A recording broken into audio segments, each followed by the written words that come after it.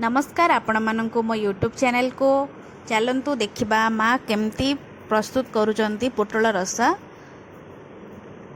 आउ मो चैनल रे नुआ थिले लाइक शेयर सब्सक्राइब निश्चिंत करिवे। फास्ट कड़ाई रे तेल गरम हे पोटल को फास्ट फ्राए कराहला। पोटल भल से ब्राउन हे गला परे आमे ताको बाहर कर देबा। देखंतु पोटल पूरा ब्राउन हे गला। तापरे आलू को फ्राए करा होची। आलू भी फ्राए ब्राउन हे गलानी। एबे आमे बाहर कर दबा।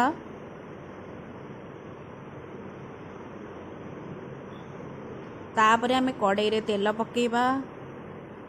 ता धरे कलर हवा पई आमे हल्का चीनी ऐड करबा।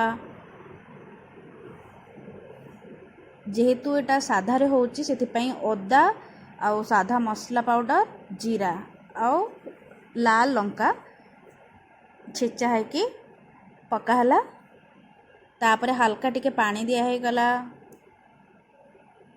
आमे एटा नडिया रस रे तयारी करबा सेति पई आमे एतरे आउ अलगा जिंस किछि भी ऐड करबानी। देखंतु भल से जेहेतु आमे एटा साधा रे करूचे तेनु करी बेसी आमे कसेबानी याको। एबे आमे सेथिरे स्वाद अनुसार लूण आउ हल्दी पकेबा। एबे फास्ट मु सेथिरे हळदी पकाउची।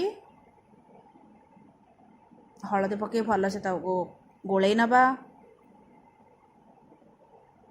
भल से गोळी हे कि रेडी से आसलानी।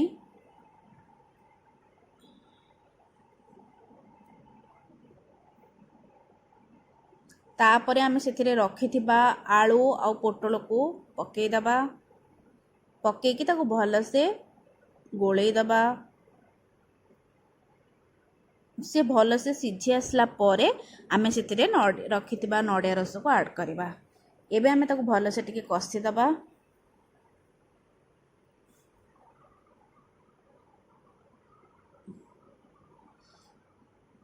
भल से कसी हे गला। मु लूण से तले पका हे नथिला।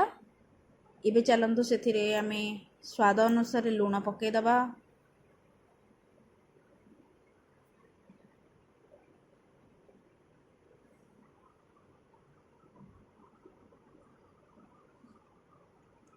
नडिया रस रखा है आमे ताको ता देहरे ऐड करबा। लूण भी पड़ी गला।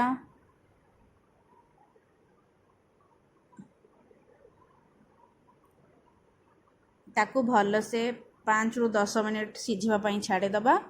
तापरे हमर प्रस्तुत हे जिवो पोटल रसा।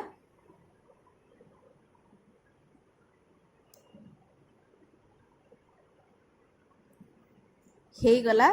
एबे देखंतु